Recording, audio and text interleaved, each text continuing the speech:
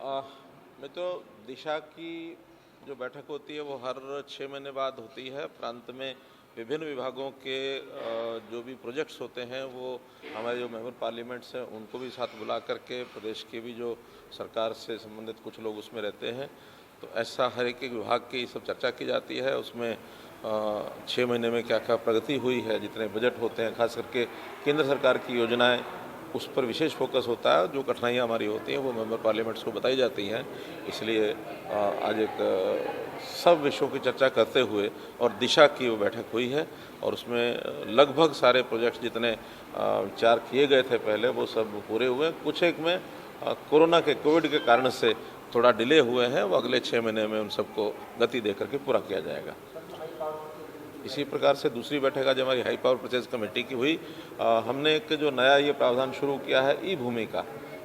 पहले तो एक्वायर की जाती थी ज़मीनें, लेकिन एक्वायर करने के बजाय हमने ई भूमि का जो सिस्टम शुरू किया है उसके अंदर 3 लेवल पर ये मीटिंग्स होकर के ज़मीन को परचेज करने के लिए नेगोशिएशन से हम पूरा करते हैं। पहला डीसी लेवल पर होता है, दूसरा चीफ सेक्रेटरी लेवल पर होता है और तीसरा एक हमारी कैबिनेट की एक कमेटी है बनी हुई, जिसमें रेट्स जो हैं वो 20% से हायर रेट्स अगर डिमांड किए जाते हैं कलेक्टर रेट से, तो वो फिर जो हमारी कैबिनेट की कमेटी बनी हुई है हाई पावर परचेज कमेटी, उसमें हम लेकर के आते हैं। तो आज 7 प्रोजेक्ट उसमें आए थे। लगभग 311 एकड़ ज़मीन और 172 करोड़ रुपए में आज वो खरीद की गई है। जितने भी प्रोजेक्ट थे सबके सब आज नेगोशिएशन के द्वारा पूरे हुए। प्रति एकड़ 40 कम से कम 40 लाख का रेट और ज़्यादा ज़्यादा 1 करोड़ 15 लाख रुपए एकड़ तक भी ये ज़मीनें ली गई हैं। मुख्य उसमें जो प्रोजेक्ट्स आज फाइनल हुए हैं उसके अंदर एम्स जो मनेठी में बनना है उसमें 140 एकड़ ज़मीन वो प्राइवेट लैंड जो है वो खरीदी गई है।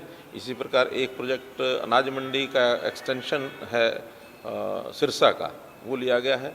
वाटर वर्क्स जींद का वो उसमें ज़मीन खरीदी गई है लगभग 45 एकड़।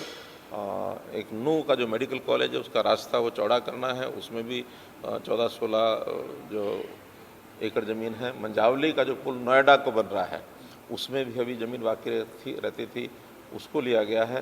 तो मोटे जो प्रोजेक्ट्स हैं बड़े, हाँ, चौटाला गांव का जो एसटीपी एक वहाँ बड़ा बन रहा है वो भी गांव के लोगों ने ज़मीन वो भी दी है।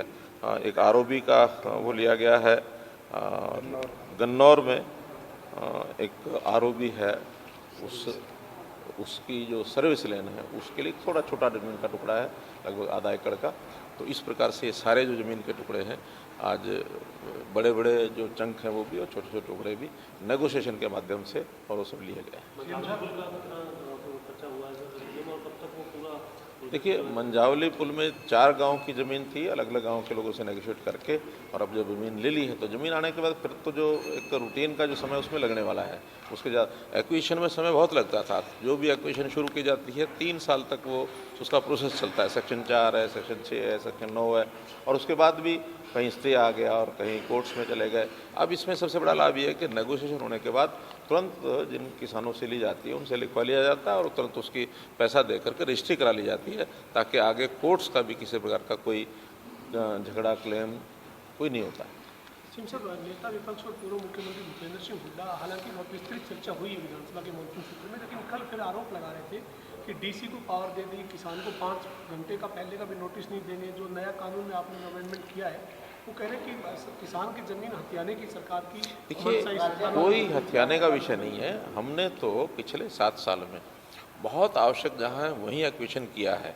प्राय जो 2013 तक जितने सेक्शन 4 हुए थे वही ज़मीनें 2015 तक हमने एक्वायर की। उसके बाद तो एक्विजिशन की ही नहीं है। उसके बाद आज तक जितनी भी ज़मीन खरीदी है वो ई भूमि पोर्टल पर ही खरीदी है, और आगे भी हमारा विषय यही है कि हम ई भूमि पर लोगों से नेगोशिएट करके, वो ज़मीन सस्ती है महंगी है, हर स्थान के हिसाब से रेट के हिसाब से ज़मीन ली जाती है। किसी भी तरह से किसान को तकलीफ ना हो उसके हिसाब से, उसके मन की इच्छा के हिसाब से बेचना चाहता है वो बेचता है। फिर भी जहाँ कहीं इमरजेंसी में कोई लीनियर जितने भी प्रोजेक्ट्स हैं, बहुत जगह पर लीनियर प्रोजेक्ट्स रुक जाते हैं।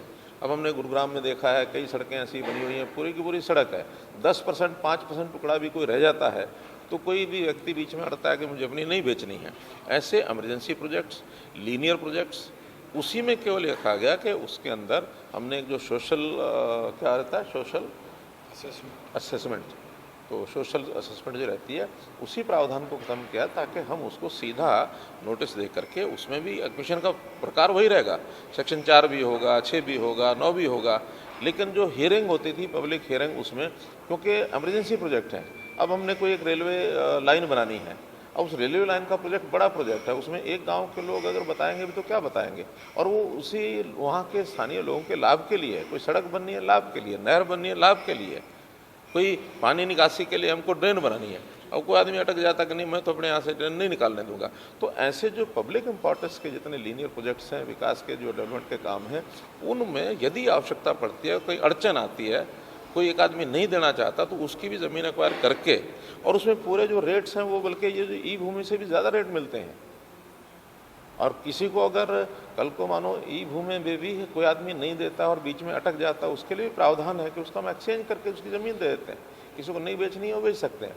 हमारे पास बहुत से ऑप्शंस हैं लोगों से ज़मीन लेने के, लेकिन एक्विजिशन का एक उसमें कि इमरजेंसी क्लॉज में अगर कभी लेनी पड़ जाए तो लेते हैं, किसी किसान को हम तकलीफ नहीं देते हैं।